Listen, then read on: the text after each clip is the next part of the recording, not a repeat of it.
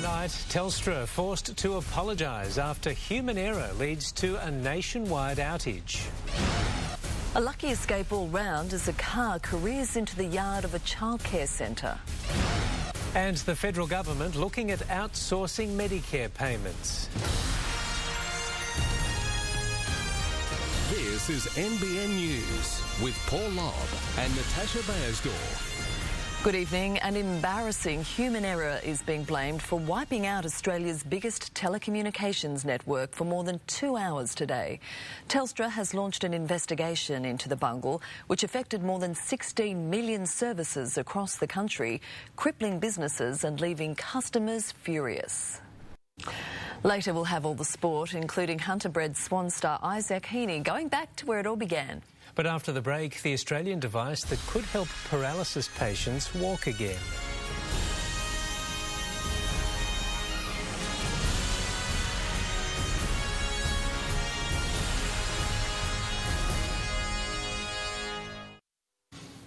Medicare and some welfare payments could be outsourced as the Turnbull government tries to make them faster and more efficient. While he insists no decision has been made, the Prime Minister has confirmed private companies are looking at the options. Coming up, students in limbo after the government withdraws funding from Australia's biggest Islamic school. And a rough ride for holidaymakers as a cruise ship heads straight into a severe storm. Australia, we have to find little William Tyrrell. Our explosive confrontation with the men interviewed by detectives. A current affair tonight. One of the world's biggest cruise liners has been forced to turn back to port after being battered by a huge storm off the US.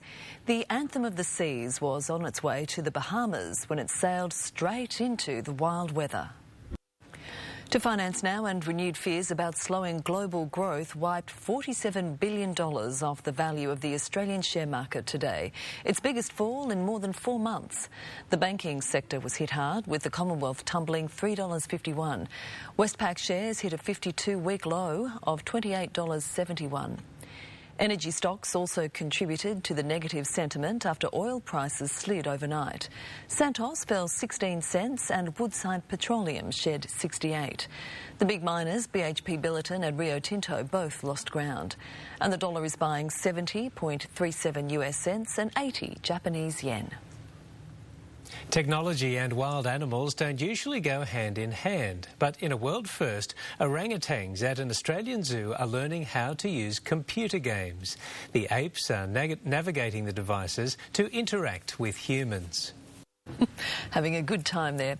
Well, now to Gavin Morris for a quick look at our weather. And Gav, the mostly fine conditions are continuing. Yeah, it's pretty good rhythm at the moment, actually, Tash, and we've certainly earned it. It's been an unusual season. It's been quite wet. We've actually been stealing a lot of tropical moisture from the north, and the top end is now experiencing one of its driest wet seasons on record. Temperatures not too bad as well, relatively comfortable. Where is the heat? Well, that is sitting in the west.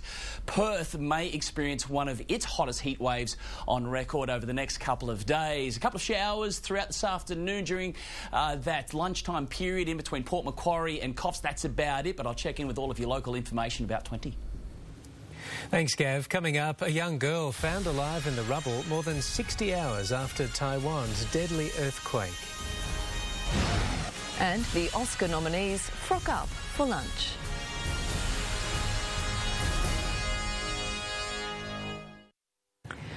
Women are already paid less than men at work, and now it appears they're also forking out more for consumer goods. The price discrimination starts early. Even baby products cost more for girls than boys. Coming up, all the day's sport, including Australia's new look squad for the 2020 World Cup. Plus, Steve Smith sees red over a controversial dismissal. And rugby league bad boy Todd Carney on his new life in France.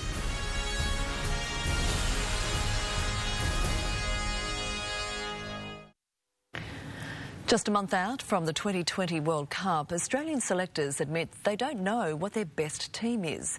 An inexperienced 15-man squad was announced for the tournament today, with major changes from the last series. In a moment, on A Wing and a Prayer, the kite surfing showdown you have to see to believe.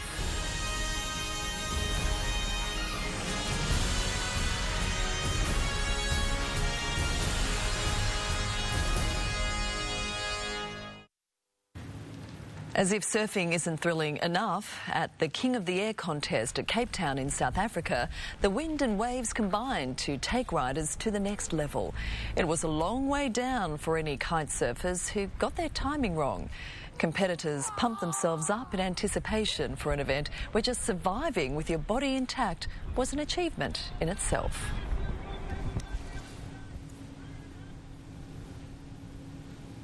There's a song and dance everywhere Jared Hayne goes, and that was certainly the case today. A full marching band was on display as Hayne helped mark 200 days until Sydney hosts an American college football game. The college game, it's very up-tempo, upbeat, and like I said, it's very high risk as well, so I've got no doubt that it'll be entertaining. The University of California and the University of Hawaii will meet at ANZ Stadium in August. Good news for Waratahs fans, with Israel Folau returning to the training paddock after recovering from off-season surgery. The star fullback went under the knife to fix the troublesome ankle which plagued him through last year's Rugby World Cup. Folau is aiming to play in the Waratahs' opening Super Rugby match on February 27. Queensland touch football's most southern Elite 8 men's and women's teams will now be called the Titans. The branding deal was announced this afternoon.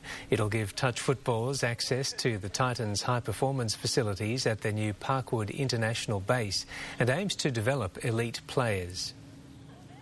Now, any young boy, young girl can see a pathway where they can come through and they can play representative football either in the full-blown game of rugby league or in touch football.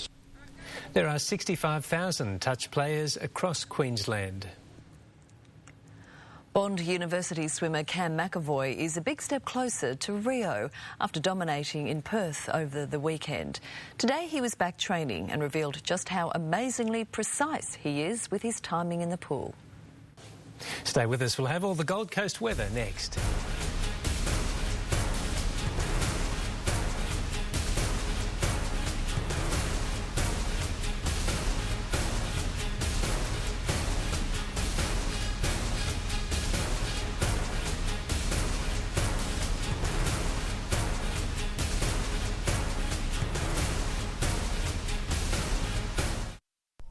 Tonight's weather report brought to you by Hinterland Caravans, Australia's premier caravan dealer. Caught and dry at Burleigh Heads. All in all, a pretty nice day on the Gold Coast. With the latest on our weather, here's Gav. Thank you very much, Tash. Not half bad at all. Southerly winds kicking in, a little gusty at times, but plenty of sunshine once again. So warm in that ocean at the moment. A lovely photo again from Daryl Williams here taken to Phoenix Park. This is near Morpeth in the Hunter Valley. Some beautiful colours there looking across the Hunter. The rain mostly falling in Queensland yet again. Townsville swamped up to 100 millimetres coming on down in an hour there, causing some localised flash flooding stretching all the way north there to Cairns. The dry season, well, that's what this wet season has become. The driest on record it could be. There's just nothing going on. Still no moisture build up across the top end at the moment. This system wanting to become a cyclone potentially in the coming days. Otherwise, very clear across the nation, particularly southern Australia. The heat build up, there's a huge pool of it. It's been driven west at the moment. Very lucky for us really at the moment because Perth is experiencing heat wave conditions. There's that trough. It's drifting offshore. That's the Fremantle Doctor. Really, when that trough drifts in, allows the air to come on in and cools things down. But you can see it's offshore, so the heat getting pushed all the way to the beaches at the moment. Very wet right throughout the Gulf country. There's that potential cyclone and mostly fine. We may see a couple of showers our way and they're in the Brisbane forecast. For Sydney, fine. Plenty of heat for the capital. The Santa, south to Adelaide. Perth in for another 40-degree plus scorcher. Storms possible for Darwin. They'll be struggling yet again, and Hobart tops of 25. Looking at temperatures reached today, mostly around 28, 29 locally, but it was a warm night. Down to 20 22, 23 across the suburbs. Logan City went down to 19, one of the cooler suburbs that we could find. Otherwise, it was a very warm, humid day. Yet again, the southerly has been keeping that moisture up, dropping off a little, sitting at 64%, but rising. There's that southeasterly, really quite gusty. We've got a strong wind warning that is still in place at the moment because of that southerly. Now, it's going to make sure that we see a little bit of clouds. Sunny breaks again throughout tomorrow, and the risk of a shower there, but again, very much on the small side, around that 20-30% mark at best, really. So there's the southerly remaining entrenched in place. It's due to that low that's stalled way offshore. There's a nice little pressure gradient in between that and the high that is sitting over the nation. So the wind's backing off a little bit throughout tomorrow in comparison to today. So tomorrow we're up around 29 again. We'll see some 30s there, dipping down to about 19 into the low 20s first thing tomorrow morning, and then really warming back up again. So a very consistent run temperature-wise. Seas are 2 metres with that southeasterly. The strong wind warning still in place, and the swell still relatively small. There's not much there at about a metre yet again. The high tide's pretty big with the new moon on our hands at 9:30 tomorrow morning. The sun rising 5:25 and down at 6:36.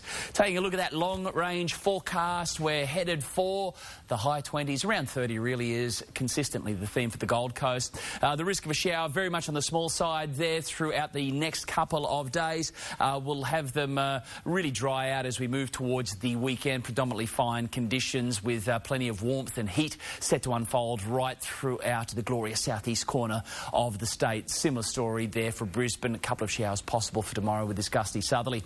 Looking at the surf vision, really small again throughout today. Cleaner away from that southerly, but on the open beaches, just clipping the southerly as it pushed on through. The water temperature's incredible sitting at about 25 degrees at the moment. So, yeah, it's out there in the shorts, soaking up the sunshine, those lovely sunny breaks. If you'd like more local news info, all you have to do is log on nbnnews.com.au.